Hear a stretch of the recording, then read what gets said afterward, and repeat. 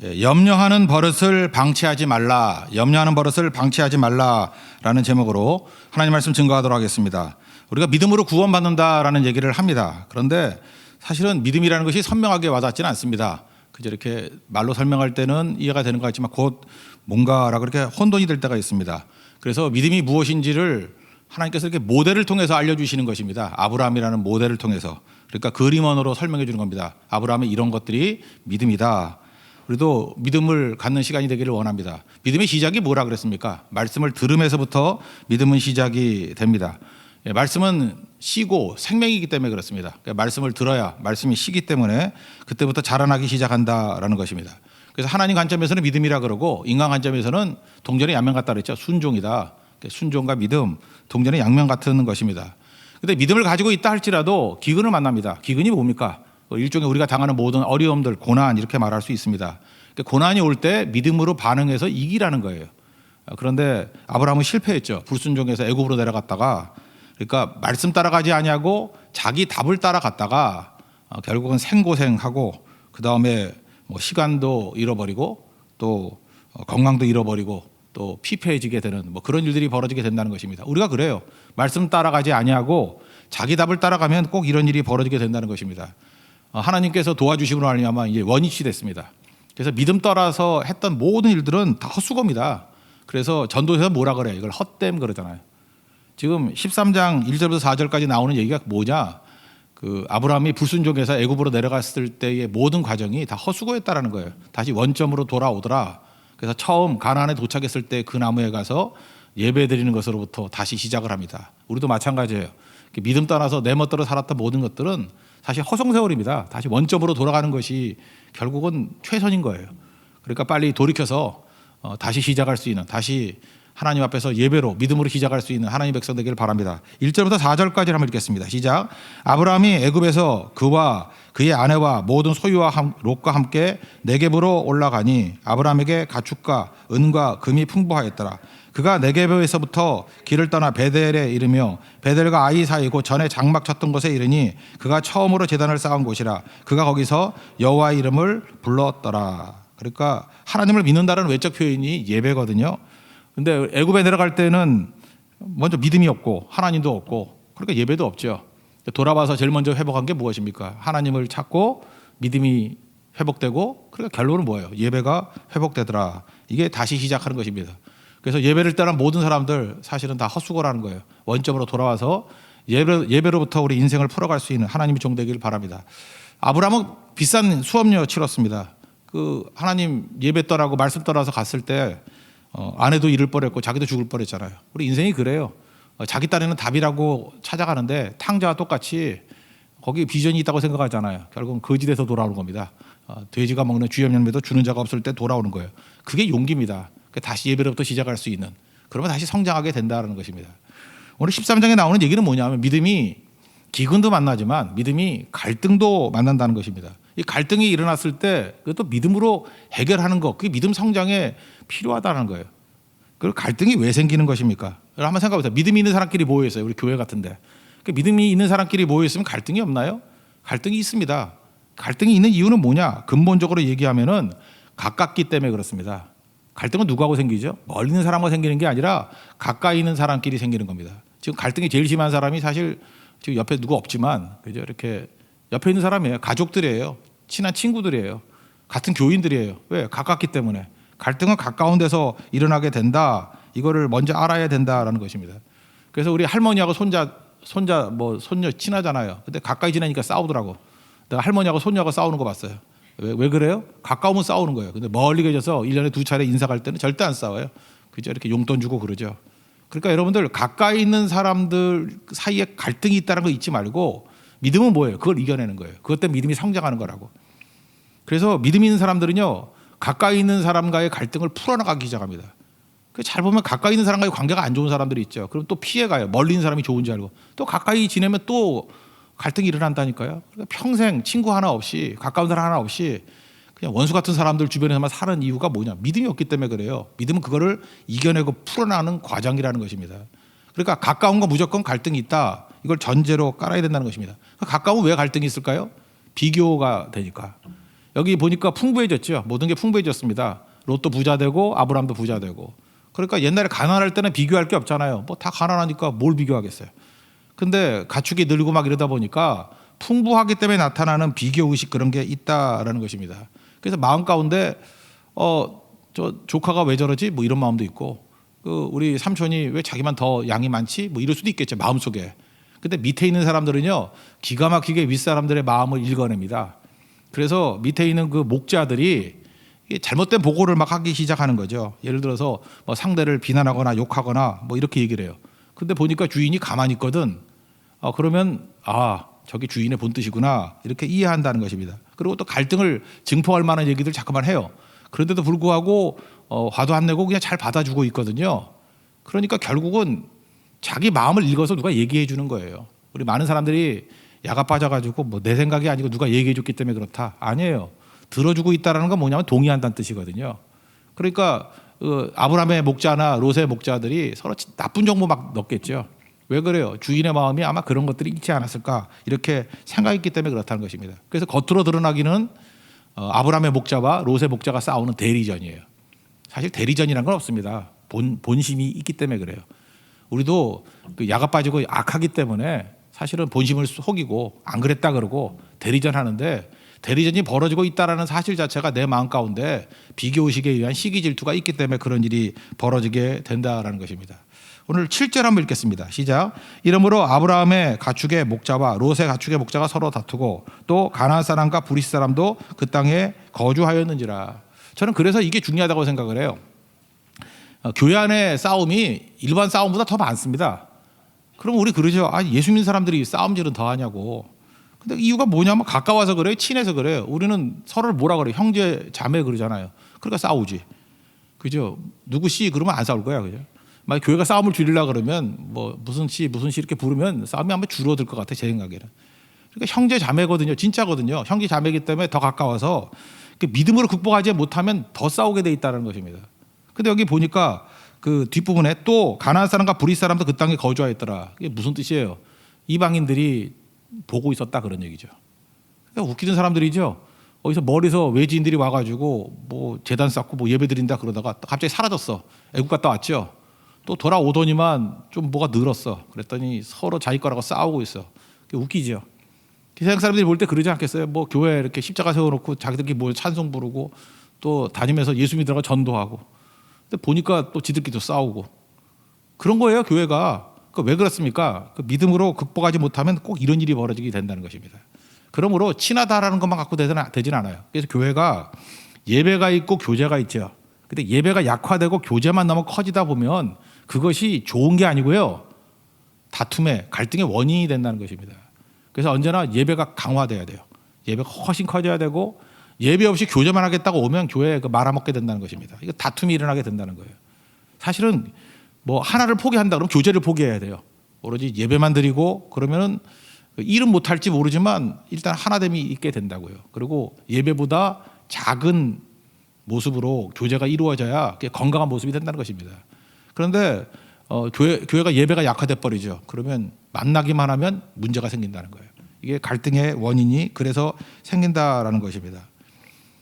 그러므로 이거 해결해야 될 거죠. 어떻게 해결해야 되겠어요? 믿음으로 푸는 거죠. 이거 갈등, 여러분 갈등이 있습니까? 이제 믿음으로 풀어야 돼요. 푸는 방법이 뭐냐? 믿음이 강한 사람이 먼저 가야 된다는 것입니다. 8절을 보니까 아브라함이 롯에게 이르되, 누가 먼저 갔어요? 아브라함이 먼저 갔습니다. 왜 그랬을까요?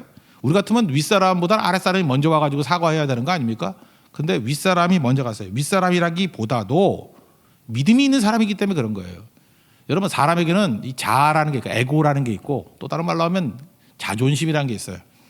근데 믿음이 있는 사람들은 Not I but Christ, NIBC, 나는 죽고 예수로 사는 거죠. 나는 아니고 나는 예수님을 긍정하는 거죠. 내가 아니고 예수님이다잖아요. 그러니까 내가 죽으니까 자기 중심이 깨지는 거죠. 그러니까 자존심이 그리 강하지 않아요. 내 안에 사느니 예수님, 주 예수 그리스도니, 이렇게 그리스도니 이렇게 된다고요. 그러니까 자존심이 작기 때문에 먼저 찾아갈 수 있다고요. 반면에 믿음이 없는 사람의 특징이 무엇입니까? 믿음이 없으면은 자아가 엄청 커져 있거든요. 자기가 자기를 지켜야 되잖아요. 그래서 자존심을 건드면 죽음을 느끼는 것 같이 느껴져요. 그래서 자존심이 강한 사람들이 사실 약한 사람들인데 믿음이 없거나 또는 열등감이 있는 사람, 뭔가 내가 부족하다. 그래서 열등감 있는 사람들이 자존심 건들면 칼 들고 나오죠. 그러니까 믿음이 강한 사람이 해야 될 일이 뭐냐 하면 자기는 자존심이 작잖아요. 그러니까 뭐든지 먼저 가야 된다는 거예요. 그래서 믿음이 강한 자 먼저 가라고 얘기하잖아요. 신약 성경에도. 그러니까 믿음은 자아를 죽이고 예수로 사는 사람이기 때문에 먼저 갈 줄 알아야 된다는 것입니다. 그리고 아브라함의 지혜가 뭐냐 하면은 잘잘못을 따지지 않았다라는 것입니다. 또 8절에 뭐라 그래요? 우리는 한 친족이라. 나눠주에 보니까 친족의 동의어가 뭐예요? 형제라. 그러니까 같은 걸 얘기하고 있는 거죠. 그러니까 갈등을 해소할 때 우리도 잘잘못 따지면 안 돼요. 이 잘잘못이라는 거는요, 이 관점에 따라 틀린 거거든요. 한번 생각해요. 다 진리예요. 근데 관점에 따라서 맞을 수도 있고 틀릴 수도 있는 거죠. 예를 들어서 그 유교적인 사고방식을 받아들인다 그러면 장유유서. 그럼 무조건 아브라함이 옳은 거죠. 아브라함은 자기 걸 주장한다면 장유유서 이런 걸 주장한다 그러면 롯이 틀린 거죠. 반면에 롯이 들고 나오는 건 뭐냐 하면 사실관계 또는 합리성. 시대가 어느 때인데 무슨 그 장유유서 따져. 사실관계를 따져야 되고 합리성을 따져야지. 그럼 또 롯이 맞을 수도 있는 거라고요. 그러면 선악과가 돼버리는 거죠. 서로 나는 선이고 너는 악이다. 그래서 갈등이 있을 때 우리 뭐 삼자 대면에서 따져보자 이래서 해결되는 거 아니라고. 그거 바보나 그러는 짓 하는 거예요. 그 믿음이 있는 사람들 어떻게 나간다고요? 우리는 한 친족이다, 한 형제다. 지금식으로 표현하면 뭐예요? 우리 크리스찬 아니냐? 우리가 한 주님을 섬기는 자 아니냐? 우리 크리스찬이라는 얘기 무슨 얘기입니까? 예수님이 그랬잖아요. 내가 건강한 사람 위해서 온 거 아니고 병든 자 위해서 왔고, 내가 의인 위해서 온 게 아니라 죄인 위해서 왔다. 우리 누구예요? 병자고 죄인입니다. 그러니까 병자가 죄인이다. 이거 들고 나가면 갈등이 사라진다는 거예요. 똑같은 죄인인데, 똑같은 병자인데. 10명의 나병 환자가 있었죠. 나병이라는 병이 있을 때는 하나로 뭉쳤죠. 낫고 나니까 사마리아 사람만 떨어져 나오잖아요. 그죠? 그러니까 그 하나로 합쳐지기 위해서 뭐예요? 뭐 또다시 병에 걸려야 되나? 예, 그런 거죠. 병자의식. 내가 죄인이라는 거. 그럼 하나됨을 이룰 수 있다라는 것입니다. 야곱과 에서도 마찬가지죠. 20년 동안 뭐 형 무서워가지고 벌벌 떨다가 돌아올 때 야복강가에서 하나님 앞에 간절히 기도했더니 하나님께서 에서에게 무슨 마음을 줬어요?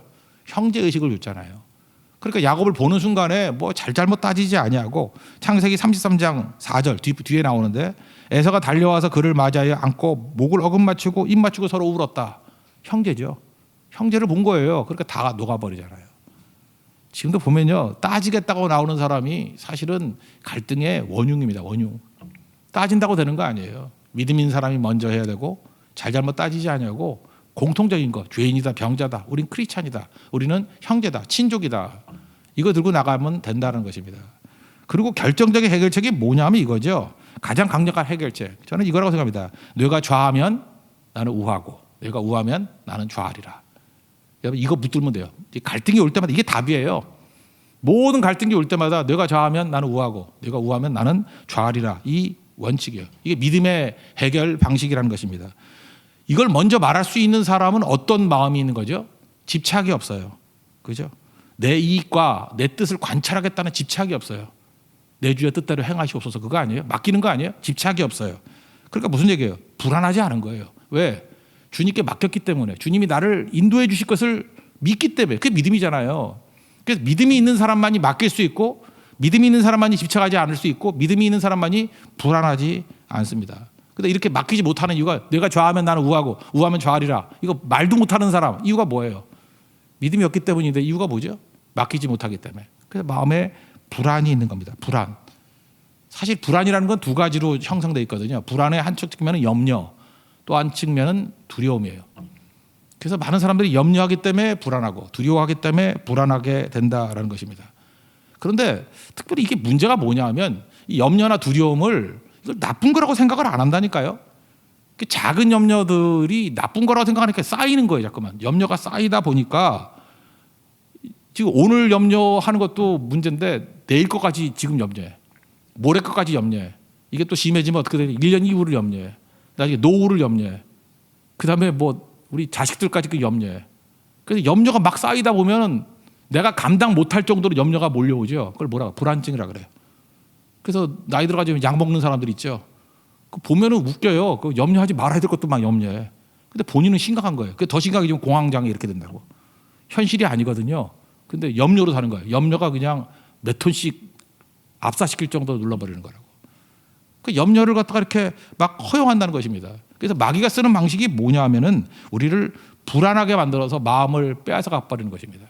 예를 들어서 누가복음 21장 34절에 보니까 너희는 스스로 조심하라 이렇게 예수님이 말씀하셨습니다. 그렇지 않으면 방탕함과 술 취함.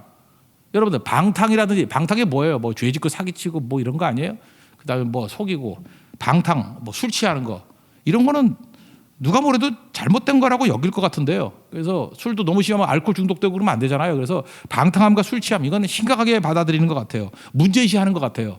그래서 방탕, 술 취함 이거 조심해야지. 웬만한 크리스찬이면 다 그렇게 생각을 해요. 근데 그 다음에 뭐냐면 생활의 염려로 마음이 둔하여지고 방탕과 술 취함은 경계를 하는데 생활의 염려 이거는 경계를 안 해요. 생활의 염려 이거는요 허용을 한다고. 뭐 염려가 무슨 죄야? 염려할 수도 있지. 뭐 이렇게 생각한다고요. 막 허용을 한다고요. 허용을 하고 놔둔다고. 그러니까 마귀 놀이터가 되는 거예요. 마귀 놀이터가 우리 마음이. 그러니까 실제로는 믿음이 다 무너져 버리는 거라고. 베드로전서 5장 7절 보니까 베드로도 뭐 염려 많이 하던 사람인데 너희 염려를 다 주께 맡기라. 이는 그가 너희를 돌보심이라. 그러니까 염려는 맡기는 거예요. 주님께. 내가 하는 게 아니고. 그러면 주님이 대신 돌봐주신다 그랬죠. 염려하지 말라는 거죠. 그 다음 절이 뭐예요? 5장 8절 유명한 구절 아니에요. 근신하라 깨어라 너희 대적 마귀가 우는 사자같이 두루다니면 삼킬 자를 찾나니. 그러니까 마귀가 우는 사자같이 삼킬 자를 찾기 전에 어떻게 만들어 버려요? 염려하는 자로 만들어 버려요. 염려하는 자로. 그러니까 염려는 영적인 거예요. 염려는 마귀의 놀이터로 만드는 거라고. 근데 우리 많은 사람들은 염려하는 거를 불신앙인지도 모르고 이게 죄인지 심지어 제가 볼 때 죄예요. 죄. 염려를 막 방치한다고. 염려 방치하면요 인생 망칩니다. 자기 모든 게 다 망쳐요. 그러니까 생활의 염려 이게 무슨 뜻이에요? 살면서 별 생각 없이 허용한 염려 그게 생활의 염려예요. 살면서 별 생각 없이 막 허용하는 거야. 염려를 막 허용해요. 그게 생활의 염려예요. 그래서 둔해지는 거야. 마음이 둔해지고 뜻밖의 그날이 덕과 같이 온대요. 망할 날이지 뭐. 염려하다 망해요. 한번 생각해 보세요. 나이 들다 보면은 이게 사랑으로 포장을 한다고. 예를 들어서 엄마 같으면 이제 자녀가 어디 나가요. 밥 먹고 나가라 그래요. 이거 사랑이지 알아? 염려인데. 밥 한 끼 안 먹다가 나가 죽어요? 그놈들이야 나가서 배고프면 다 사 먹어요. 삼각김밥이라도. 이런 거 염려하지 말라고. 그다음 날씨가 춥대. 근데 뭐 얇게 입고 나가 여자애들이 딸들이. 그러면 야 추운데 옷 입고 나가라. 추우면 나가서 입든지. 지금 왜 그렇게 헐벗고 나가느냐 하면은 뭐 데이트라든지 뭐 멋있게 하려고 아니면 뭐 남자친구가 뭐 자동차 갖고 오든지 뭐 그랬을 거라고. 염려하지 말아요. 그거 쓸데없이 그렇게 할 필요가 없다고. 차 조심해라. 팔순 노모가 저한테 하는 얘기예요. 참 미치겠어요 진짜. 그죠? 근데 나이가 몇 살인데 뭐 옛말이 그대로예요. 그대로. 이게 지금 사랑이에요? 죄송한 얘기지만 이게 염려예요. 염려. 나이가 들면 들수록 염려가 많아지니까 젊은 사람들 뭐라 그래요? 잔소리 좀 그만하라 그러고 또 딴 날 말하면 꼰대질 그만하라 그러죠. 이게 왜 그러냐면 쌓인 거거든. 막 쌓여가지고 염려가 생활의 염려가 돼버린 거예요. 그러니까 나이 들면서 생각보다 여러분 연세 드시면 뭐 걱정도 없을 것 같이 보이죠. 그 불안증 약 먹는 분들 되게 많아요. 그거 아세요? 약 먹고 막 못 견디는 분들이 있어. 왜 그러냐면 70살이면 70년 염려를 다 해. 쌓인 게. 80살이면 80년 염려했던 그 습관이 배어가지고 나이 들었다가 믿음 좋아지는 거 아니에요. 오히려 더 믿음이 파탄되는 경우도 있다고. 왜요? 이 염려를 허용했기 때문에. 젊은 사람도 마찬가지예요. 지금 뭐 20대밖에 되지 않았는데 노인네 같이 쌓인 염려가 있는 사람들이 있어. 별의별 염려를 다 하는 거. 믿음이 없는 거예요. 그래 약 먹고 맨날 넘어지고 그러는 거 아닙니까? 중요한 게 뭐예요? 염려하지 말라는 거예요. 그죠? 주님께 맡기라. 맡기는 거. 이게 중요한 거죠. 그러니까 네가 좌하면 나는 우할 수 있고 우하면 좌할 수 있다. 다 맡겨버린다 그 얘기 아니에요. 나는 집착하지 않는다. 주께서 나를 이끌어 주실 것이다. 여러분 염려하신 분들 알죠? 염려하면 할수록 뭐예요? 그게 사실 자아거든. 내가 풀겠다는 거 아니야. 얘가 지금 추우면은 안 돼. 그러니까 내 잔소리로 내 이 강한 어조로 내 뜻대로 만들겠다는 거 아니에요? 그 나이 들다 보면 나중에는 뭐 먹는 것도 자기가 다 결정해. 이거 먹으면 몸에 좋다 나쁘다. 자기가 하나님이야. 이거 먹으면 좋은 음식, 이거 먹으면 나쁜 음식. 자기가 다 결정해. 나갈 때 이 옷 입어야 되고 저 옷 입어야 되고 뭐 해야 되고 뭐 해야 되고. 그러니까 세상의 모든 짐을 다 자기가 짊어지고 가는 거예요. 근데 그게 불신앙이지를 모른다고. 그냥 내팽개치고 잠이나 자요. 잠이나. 예배드리고 주의 일 열심히 하고 그의 나라와 그의 의를 구하고. 근데 우리가 사랑으로 포장됐기 때문에 이게 위험한 거라. 이게 뭐예요? 생활의 염려라고. 이게 무서운 거죠. 아브라함은 벌써 알고 있죠. 우리 보통 사람 같으면 그러잖아요. 이 아들같이 키운 거 아니에요. 롯을 아버지 하란이 일찍 죽어가지고 아들같이 키웠잖아요. 그 염려로 만약에 관찰됐다 그러면 가긴 어딜 가 임마. 그죠? 그러면서 넌 아들 같은 놈이야. 나 지금 아들도 없잖아. 조금만 참아. 나 죽으면 이 재산 다 네 거야. 얼마든지 타협안을 제시할 수 있죠. 그렇게 안 했다고요. 그죠? 염려하지 않고 맡기잖아요. 이게 너무너무 중요한 내용이라는 것입니다. 그러므로 그래서 이게 놔주지 못하는 사람은 갈등이 그치질 않아요. 그래서 여러분 크리스찬들 보면 이렇게 놔주지 못하는 믿음 없는 크리스찬들 보면 되게 웃기죠. 갈등 생기면은 이걸 놔줄 생각을 안 하고 또 노래 부르재. 당신은 사랑받기 태어난 사람. 막 눈물도 찔찔 흘리고 막 좋아진다 그래요. 그리고 또 싸우고 또 당신은 사랑받기 태어나 또 싸우고. 그 왜 그래요? 그 생활의 염려로 살아가는 사람이기 때문에 그래요. 맡겨야 된다고. 여러분 주님께 맡겨서 이제 염려로 살지 아니하고 하나님의 인도하시는 믿음으로 이길 수 있는 우리 하나님의 종 되기를 바랍니다. 그래서 우리 삶의 모든 부분들 지금도 허용하세요. 너가 좌하면 나는 우하고 우하면 좌하리라. 그건 풀립니다. 그 다음에 내용이 이제 그거예요. 이제 롯의 선택에 대해서 롯의 관점에서 한번 좀 보자고요. 롯은 말씀을 들은 게 없어요. 말씀 따라온 게 아니고 그러니까 이 사람 믿음이 아니죠. 아브라함 따라왔어요. 삼촌 따라왔어요. 그러니까 사람 따라오면 언제나 이게 무너지게 돼 있는 거죠. 그리고 그 삼촌 따라서 잠시 애굽에 갔었죠. 애굽에 갔었는데 애굽이 너무 좋았는가 봐. 그래서 이 롯은 마음속에 애굽이 최고예요. 애굽이 비전이에요. 애굽 비전을 가지고 있어. 그래서 애굽에서 돌아올 때 삼촌이 가니까 따라왔지만 이거 왜 가나 그런 생각이 들었는가 봐. 근데 내가 좌하면 우하고 우하면 좌하리라 그랬더니 우리 10절에 보니까 소돔을 봤어요. 소돔을 봤더니 거기가 여호와의 동산 같고 애굽 땅과 같았더라 이런 표현이 나와요. 그러니까 무슨 얘기예요? 여호와의 동산은 뭐죠? 에덴 동산 아니에요. 근데 에덴 동산 이퀄 뭐라는 거예요? 애굽이라는 거예요. 이게 참 무서운 얘기거든요. 여호와의 동산 같고 애굽 땅과 같았더라. 그러니까 이 롯의 머릿속에는 애굽 땅이 파라다이스인 거예요. 그래서 애굽 땅 비슷한 곳을 찾아간 게 어디예요? 소돔이라고. 10절 한번 읽겠습니다. 시작. 이에 롯이 눈을 들어 요단 지역을 바라본즉 소알까지 온 땅에 물이 넉넉하니 여호와께서 소돔과 고모라를 멸하시기 전이었으므로 여호와의 동산 같고 애굽 땅과 같았더라. 그러니까 뭐예요? 화려한 거 찾아간 거죠. 애굽의 비전을 가지고. 롯은 몸은 가나안으로 왔지만 마음은 여전히 애굽에 있었다라는 거예요. 그래서 선택의 조건이 뭐예요? 화려함. 화려함에 속으면 안 되는 거죠. 우리 예수 믿는 사람도 마찬가지예요. 예수를 믿는데도 불구하고 롯과 같이 믿는 사람이 있어요. 예수를 믿고 하나님을 믿는데 여전히 내 마음 가운데 천국은 뭐냐? 애굽이야, 애굽. 그래서 하나님의 능력으로 애굽을 찾기를 원하는 거예요. 하나님께서 은혜를 주셨죠. 나한테 먼저 선택권을 주네. 어디 갈래? 그랬더니 화려한 애굽 같은 소돔을 골랐다고. 참 이게 문제죠. 나중에 유황불로 망할 땅인데. 그다음에 얼마나 오래죠. 그 아내는 뭐 소금 기둥 내버리고 두 딸 사이에서 뭐 근친상간으로 모압 족속과 암몬 족속 나오고 막 그러지 않아요? 이게 뭐 난장판이죠. 롯이 얼마나 부끄러운 인생을 살아요. 깨진 인생을 살아요. 왜 그렇죠? 이 잘못된 비전을 따라가기 때문에 그렇다라는 것입니다. 반면에 아브라함은 말씀 따라가잖아요. 이제는 여기 성공하죠. 이전에 기근 때문에 넘어졌던 것을 통해서 한번 업그레이드 했죠. 믿음이. 이제는 어떻게 해요? 눈에 보이는 것 따라가. 이 눈에 아무 증거 아니 보여도 믿음 가지고. 믿음이 뭐예요? 약속 붙들고 나가잖아요. 그러니까 담대한 거죠. 그러니까 능히 이기지 않습니까? 이게 차이점이라는 거예요. 우리 14절부터 17절까지 보겠습니다. 이렇게 믿음의 결정을 내리면 꼭 하나님이 나타나셔서 다시 말씀해 주십니다. 14절부터 17절까지 읽겠습니다. 시작. 롯이 아브람을 떠난 후에 여호와께서 아브람에게 이르시되 너는 눈을 들어 너 있는 곳에서 북쪽과 남쪽 그리고 동쪽과 서쪽을 바라보라. 보이는 땅을 내가 너와 내 자손에게 주리니 영원히 이르리라. 내가 내 자손의 땅에 티끌같이 되게 하리니 사람이 땅에 티끌을 능히 셀 수 있을진데 내 자손도 세리라. 너는 일어나 그 땅을 종과 행으로 두루 다녀보라. 내가 그것을 내게 주리라. 여기 뭐 함부로 얘기하면 동서남북이죠. 동서남북. 동서남북이 뭐예요? 세계라는 거죠. 눈에 보이는 거 포기했더니 하나님께서 더 큰 거 세 개를 주신대. 세 개를. 그런 거예요. 여러분 눈에 보이는 거 뭐 맨날 뭐 40평짜리 아파트 50평짜리 아파트 그거 구하지 말고 세 개를 주신다고 하나님이. 그러니까 눈에 보이는 게 작은 거예요. 소돔 거기서 뭐 얻은 것 같이 보이지만 잃은 게 더 많잖아요. 다 잃어버렸잖아 롯은. 근데 하나님의 말씀 따라서 믿음 따라 약속 붙들고 나아가면 다 준대요. 세 개를 준대요. 그게 얼마나 중요한 것이겠습니까? 옛날에 이게 믿음의 사람들, 옛날에 그 전혜성 여사라고 그 미국 가가지고 뭐 아이들 뭐 잘 키웠다는 분이 있지 않습니까? 섬기는 부모는 자녀를 큰 사람으로 키운다 뭐 이런 얘기. 그래서 덕승제, 덕이 재는 걸 이긴다 뭐 이런 말도 했고 그 유명했던 분인데 돈이 없으니까 아이들은 잔뜩 키워놓고 뭐 그러니까 믿음으로 키운 거예요. 그러니까 뭐 해줄 게 없잖아. 그러니까 이런 어머니가 참 필요한 것 같아. 줄 게 없으니까 돈은 줄 게 없어. 그랬더니 이제 애들 앉으라 그러더니 내가 너희들이 주겠다 그러고 이렇게 세계지도 있죠.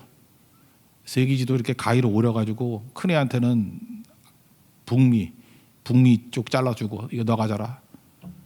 딸한테는 잘라가지고 동남아시아 너 가져라. 또 아프리카 잘라 너 가져라. 그랬대요. 그랬더니 진짜 그대로 뭐 돼가지고 거기에 뭐 가서 뭐 중요한 역할을 하게 됐다고. 그 여자 아브라함이죠. 그게 믿음의 믿음. 당장 손에 잡히는 게 아니라 할지라도 하나님이 약속하신 거 주신다는 거죠. 내가 이거 놓고 기도했다고. 그게 비전이라고요. 우리는 말씀을 주는 거죠. 말씀을. 그죠? 말씀 붙들고 나가면은 항상 최선이 되고 승리할 수 있다는 것입니다. 우리가 불안한 이유가 뭐예요? 사실은 나를 믿기 때문에 그런 거 아니에요? 내가 나를 지킨다는 거 아니에요? 염려, 두려움 다 내가 나를 지키는 거. 그러니까 허용을 못하는 거 아니에요? 집착하는 거 아니에요? 내가 나를 지켜야 되기 때문에. 근데 하나님께 맡겨버리면 하나님이 나를 지켜주시는 거 아니에요? 그러니까 담대함이 있겠죠. 가나안 농군학교 있죠? 김영기 장로님. 저는 이분 참 좋아해요. 왜냐하면 그 벽에다가도 조국이 안심하라. 내가 기도한다. 뭐 참 담대한 분이죠. 내가 기도하면 이 조국도 문제 없다. 뭐 그랬던 분이고 저는 영향을 참 많이 받았어요. 근데 김영기 장로님의 얘기 가운데 그런 게 있어요. 당시에 대통령이 이제 박 대통령인데 지금 대통령보다 훨씬 권위주의적인 대통령이죠. 지금도 대통령이 뭐 만만치 않고 무서운 분이지만 옛날에 그 당시 대통령은 뭐 생사 여탈권이 있는 분이었어요. 말 잘못하면 죽기도 하고 막 그랬던 그런 시대잖아요. 뭐 우리 못 살 때. 그때 이제 가나안 농군학교를 아마 들렸는 거야. 대통령이 이렇게 지나가다가 수행원들하고. 그랬더니 밥을 먹잖아요. 거기 밥 한번 먹어보자. 소문 듣고. 그랬더니 남겼대요. 저도 가나안 농군학교 여러 번 갔었지만 남기면 안 되거든요. 남겼대.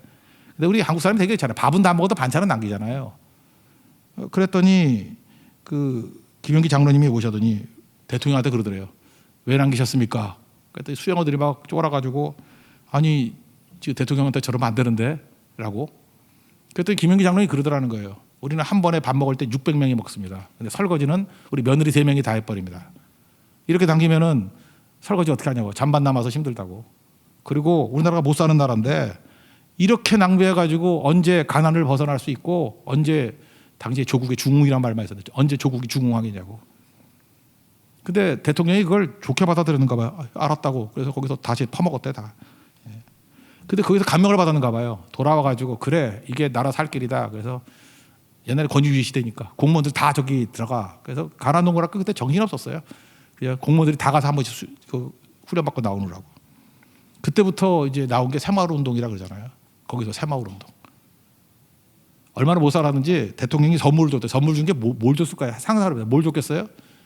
리어카 20대를 줬대요. 리어카 모르세요? 이렇게 밀고 다니는 거. 지금도 있죠, 리어카. 리어카 20대를 줬는데 당시 그게 최고 선물이었어요, 리어카가. 그런데 김영기 장로님이 한 대만 받고 19대를 돌려보냈대요. 점심 식사 비용으로는 한 대로 충분합니다. 감사합니다. 그리고 이 19대는 더 힘든 농촌에 보내주십시오. 당시에는 농촌에 그 리어카 하나가 지금의 자동차만큼 가치가 있는 거라. 우리나라 진짜 못 살았어요. 60년대 정말 못 살았다니까요. 정말. 그 필리핀 뭐 난민들이 있는데 있잖아요. 그 판자촌들 우리 맨날 말레이시아나 뭐 이렇게 가보잖아요. 막 아이들이 막 놀리면서 뭐 저런 데서 어떻게 살아 그랬더니 내가 어렸을 때 그 청계천 판자촌 모습하고 똑같아 거기. 우리 그러고 살았어요 우리나라. 그러니까 리어카 하나가 중요한 거죠. 그렇게 못 살던 나라였거든요. 그런데 이 얘기 듣고 이러셨잖아요. 제가 볼 때 대통령의 마음을 뒤바꾼 것도 김영기 장로님의 믿음이야. 이렇게 담대함이 어디서 나온 거예요? 이분은 불안하지 않아요. 불안하지 않은 이유가 뭡니까? 믿음이 있기 때문에. 하나님 앞에 서 있으니까 당당한 거죠. 염려하지 않아요. 하나님 앞에 담대함으로 나아가잖아요. 지금 우리가 사람이 결정한다고 생각하니까 그냥 사람이 뭐라고 그러는지 사람 시선 의식 갖고 사는 거지. 결정은 하나님이 하시는 거예요. 뭘 사람을 두려워해요? 그렇지만 여기서 잊지 말아야 될 게 뭐냐면 여기 보세요. 아브라함이 이렇게 조카 롯과 얘기하면서 조카 롯에게 상처를 준 적이 있습니까? 없습니까? 없어요. 믿음의 사람은요 속에 독이 없어요. NIBC, not I, but Christ. 내 안에 예수님이 계시기 때문에 독도 없고 상처도 없어요. 우리 같으면 어떤 사람은 그래. 양보를 하긴 하는데 다 양보를 해요. 그러니까 마지막으로 한마디만 하고 갈게. 근데 독이 막 나와. 근데 아브라함은 지금 롯에게 상처를 준 게 하나도 없죠. 도끼도 없고 독도 없고 상처도 없고. 김영기 장로도 마찬가지예요. 당시에 서슬이 포럼 대통령이라 할지라도 말을 해도 그 안에 뭐가 없어요. 독이 없는 거예요. 상처가 없는 거예요. 비아냥이 없는 거예요. 그러니까 받아들이잖아요. 저는 우리 크리스천들이 참된 믿음을 가지고 이 독이 다 사라지기를 원합니다. 이 도끼가 사라지기를 원해요. 상처가 사라져야 돼요. 이 말을 이렇게 독하게 하는 사람들 보면 자아가 강해서 죽지 않은 내가 있기 때문에 그래요. 결국 거기서 담대함이 나오는 거예요. 주님께 맡길 줄 아는 우리 하나님 종 되기를 바랍니다. 그리고 이 음성 듣고 다시 뭐예요? 나는 말씀 따라 삽니다. 나는 세상 가운데서 돈을 쌓는 사람이 아니라 제단을 쌓는 사람입니다. 예배 드리는 사람입니다. 하나님 믿는 사람이다를 재천명합니다. 이제 믿음으로 승리했죠. 기근에서는 실패했지만 갈등에서는 믿음을 사용해서 승리했습니다. 그래서 제단을 쌓아요. 믿음의 승리죠. 18절 다 같이 읽겠습니다. 시작. 이에 아브라함이 장막을 옮겨 헤브론에 있는 마므레 상수리 숲에 이르러 거주하며 거기서 여호와를 위하여 제단을 쌓았더라. 여러분 바벨탑 쌓듯이 돈 쌓지 말고 여러분 제단을 쌓을 수 있는 믿음의 종 되길 바랍니다. 그러면 큰 힘으로 최종 승리하게 된다는 것입니다. 오늘 얘기가 뭐예요? 믿음은 이렇게 커가는 것이다. 기근을 통해서도 커가고 갈등을 통해서도 커간다. 단 조건은 뭐예요? 믿음을 사용하라. 그걸 뭐라 그래요? 순종이라 그러고. 믿음을 내팽개치고 자기 답을 따라가는 것을 불순종. 불순종의 길은 허송세월이에요. 뺑뺑 돌다가 제자리. 롯도 마찬가지죠. 이렇게 개고생하다가 생고생하다가 나중에 아브라함 때문에 원점으로 돌아오는 거. 헛된 인생 살잖아요. 믿음 아닌 것은 다 헛됨입니다. 여러분 당장 믿음으로 돌아오고. 믿음으로 돌아오는 게 뭐예요? 하나님 찾는 거고. 하나님 찾는 게 뭐예요? 그게 예배의 삶이에요. 제단을 쌓는 삶. 제단을 쌓는 삶을 통해서 하나님께 맡기고 승리 이끌 수 있는 믿음의 종 되기를 축원합니다. 자리에서 나가겠습니다. 내 삶은 주의 것 찬양하겠습니다.